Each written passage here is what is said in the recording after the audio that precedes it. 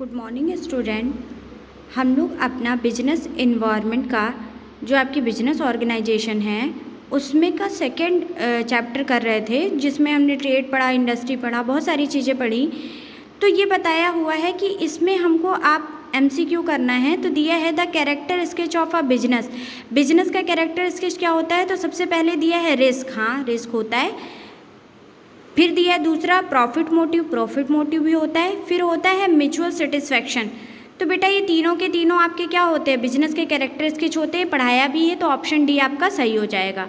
फिर दिया है इकोनॉमिक एक्टिविटीज़। इसमें से किसको आप इकोनॉमिक एक्टिविटीज़ कहोगे?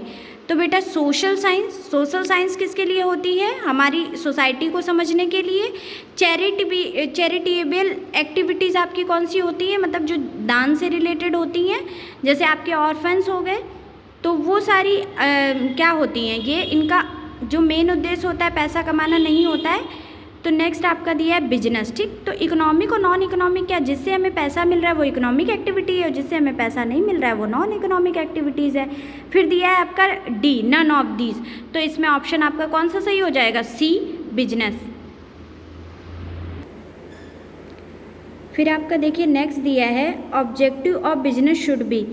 बिजनेस का मेन ऑब्जेक्टिव क्या होना चाहिए? दिया है प्रॉफिट अर्निंग होना चाहिए। ठीक है, हाँ, प्रॉफिट अर्निंग तो मेन ऑब्जेक्टिव होता है। फिर दिया है सर्विस टू सोसाइटी की सर्विस होनी चाहिए। फिर दिया है सर्विस टू नेशन। तो ये बेटा ऑल ऑफ दीज हो जाएगा आपका। फिर दिया है the laws of business organisation can be compared. देखो, हम कंपेयर कर सकते हैं किससे? जो बिजनेस ऑर्गेनाइजेशन के लॉज होते हैं। तो दिया है फिजिक्स में पढ़ते हैं, केमिस्ट्री में, सोशल साइंस में या ज्योग्राफी में। तो आपको भी पता है किस में आता है ये? सोशल साइंस में। ठीक, फिर हम लोग इकोनॉमिक्स पढ़ते हैं ना, इकोनॉमिक्स में तो नॉन इकोनॉमिक एक्टिविटी और इकोनॉमिक एक्टिविटी ये सारी चीज़ें आती हैं। फिर दिया है, देखिए दिया hunting is an example of. तो हंटिंग किस तरीके का आपका एग्जाम्पल होता है? तो बेटा ये होता है एक्सट्रैक्टिव इंडस्ट्री का। ठीक, फिर दिया the trade between two country. हमने पढ़ाया था अगर दो कंट्री के बीच में ट्रेड हो रहा है तो उसे हम क्या बोलेंगे? फॉरेन ट्रेड बोलेंगे। ठीक है, लोकल ट्रेड क्या होता है? जो हम अपनी कंट्री के अंदर करते हैं। इंट्रा स्टेट, जो हम क्या करते हैं, एक स्टेट का दूसरे स्टेट के साथ में क्या होता है? ट्रेड होता है। और तो इसमें आपका ऑप्शन कौन सा सही हो जाएगा? Foreign trade. फिर दिया है the activities related with the production, exchange and distribution. देखो कह रहे हैं वो एक्टिविटी जो रिलेटेड होती है आपकी एक्सचेंज से, मतलब प्रोडक्ट, आप किसी चीज़ का प्रोडक्शन कर रहे हो, उसके बाद में उसका एक्सचेंज कर रहे हो, डिस्ट्रीब्यूशन कर रहे हो। तो ये सारी चीज़ें जो होती है वो किससे रिलेटेड होती हैं? बेटा इकोनॉमिक एक्टिविटीज़ का आपका पार्ट होती हैं। फिर दिया है buying and selling of goods का मंडर। सामान को बेचना और ख़रीदना किसके अंदर आता है? तो दिया है प्रोफेशनल एक्टिविटीज़ में आपका कोई भी प्रोफेशन आता है, CA, इंजीनियर, टीचर्स। तो बेटा ये कुछ बेचते नहीं है, कुछ खरीदते नहीं है। उसके बाद में दिया है बिजनेस एक्टिविटीज़। हाँ, बिजनेस एक्टिविटीज़ में हम क्या करते हैं? कुछ खरीद रहे होते हैं या कुछ बेच रहे होते हैं। फिर अकाउंटिंग एक्टिविटीज़ हो गया, डीलिंग इनसे मतलब नहीं है। नेक्स्ट दिया है who of the following is the view of business always remains with us like weather. कह रहे हैं ये किसने आपकी कोटेशन दी है कि बिजनेस जो होता है वो हमेशा हमारे साथ रहता है? तो ये इन्होंने किसने दी है?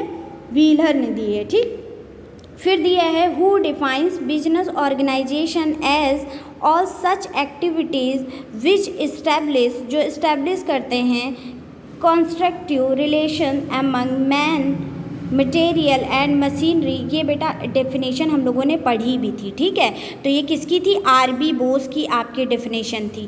ठीक, तो ये आपके MCQ हो गए किससे रिलेटेड, जो अभी तक हम लोगों ने चैप्टर किया है। उसके बाद आप देखेंगे ना तो कुछ ट्रू फॉल्स टाइप्स क्वेश्चन दिया earning profit is not the business aim of businessman. भैया अर्निंग करना मतलब प्रॉफिट कमाना सारे ही बिजनेसमैन का क्या होता है? मोटिव होता है।